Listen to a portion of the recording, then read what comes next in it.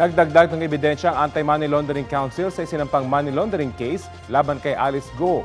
Ang ilang na-rescue naman sa Pogo Hub sa Porac, Pampanga, iniharap ng Department of Justice. Balita hatid ni Salima Refran. 10 dayuhang biktima ng human trafficking ng Lucky South 99 Pogo sa Porac, Pampanga ang iniharap sa Justice Department. Lahat sila maayos na ang mga itsura at maaliwalas na ang mga muka.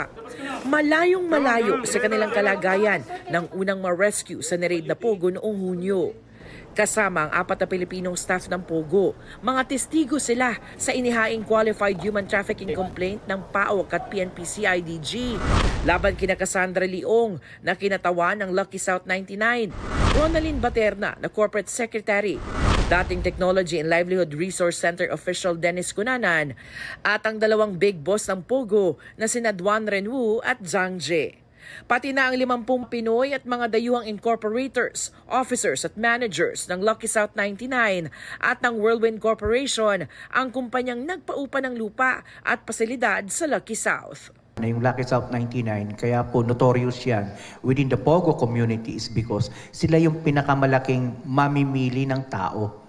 They buy people from yung mga nalululong sa mga casinos. Isa dong Chinese, pinautang ng 450,000 nata, nagmadyong ng 3 gabi, natalo. Noong natalo, hindi na makabayad, diniretso na siya sa Lucky South. Itong union ng Lucky South 99 at ng Whirlwind Corporation, hindi ito pangkaraniwang negosyo. Criminal enterprise to. Criminal enterprise through and through. Wala talagang mabuting ginawa to. Umpisa pa lang, yung ginawa na siya, illegal na ang plano niya. Ang Chinese na si Wu at ang Singaporean na si Zhang ang mga nakuha ng tumutulong sa magkakapatid na Guo at kay Ong sa Singapore at Indonesia. Wala sa reklamong ito si Alice Guo. Pero hindi isinasantabi ng mga otoridad ang posibilidad na mapasama siya sa iba pang reklamo kaugnay ng Lucky South 99. Samantala, 32 kahon ng dokumento ang idinagdag ng Anti-Money Laundering Council sa mga ebidensya sa money laundering cases laban kay Guo. Ipinadala ang mga ito sa Justice Department. Bukod sa 87 counts ng money laundering, nahaharap rin si Guo sa mga reklamong qualified human trafficking at tax evasion dito sa Department of Justice. Iba pa yan sa mga kasong kinakaharap sa Tarlac RTC, Manila RTC at sa Comelec. Ang Tarlac RTC Branch 109 kung saan dinidinig ang mga kasong graft ng dating mayor sumula kay Senador Risa Ontiveros.